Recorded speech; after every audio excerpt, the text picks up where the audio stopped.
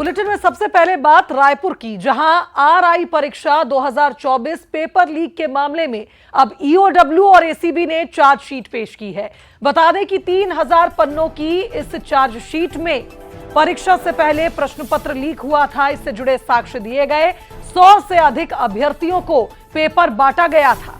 अलग अलग होटलों में, फार्म हाउस में छात्रों को रोककर पेपर दिए गए थे।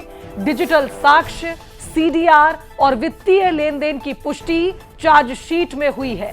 आरोपी वीरेंद्र जाटव, हेमंत कुमार के खिलाफ चार्जशीट पेश की गई, जिसमें एसीबी और ईओडब्ल्यू ने मामले में कई बड़े खुलासे किए हैं।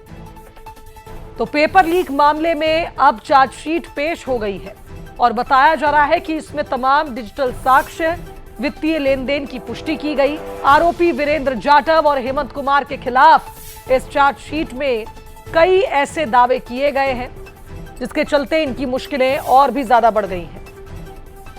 सहयोगी शिखर का रुख करेंगे, हमारे साथ इस खबर पर जुड़ रहे हैं। शिखर, जिस तरह से पेपर लीक का ये मामला, जिसमें 2 टीमें, एसीबी और ईओडब्ल्यू की टीमें लगातार जांच कर रही थी, अब चार्जशीट में भी कई बड़े खुलासे हुए।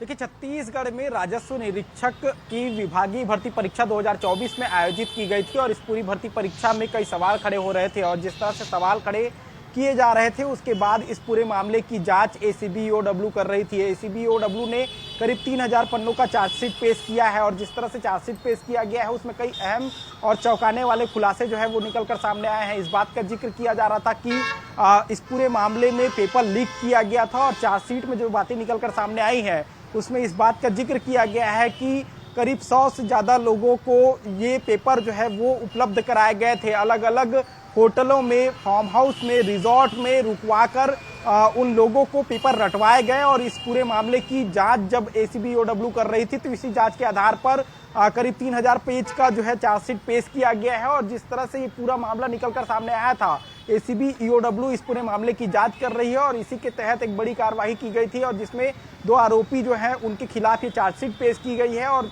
जिस तरह से इस बात का जिक्र किया गया था कि इस पूरे मामले में जो है पेपर लीक का मामला सामने आया था और एसीबी के चालान में भी इस बात का जिक्र जो है वो निकलकर सामने आया है। हालांकि अब एसीबी ईओडब्ल्यू ने कोर्ट में अपना चार्जशीट जो है वो पेश कर दी है और आने वाले दिनों में इस पूरे मामले में और भी कई अहम खुलासे होते हुए नजर आएंगे। जी, यानी कुल मिलाकर शिखर, ये कहा जाए कि अब देखना होगा कि चार्जशीट तो पेश हो गई है, लेकिन किस तरह से इस मामले की जांच को आगे बढ़ाया जाता है।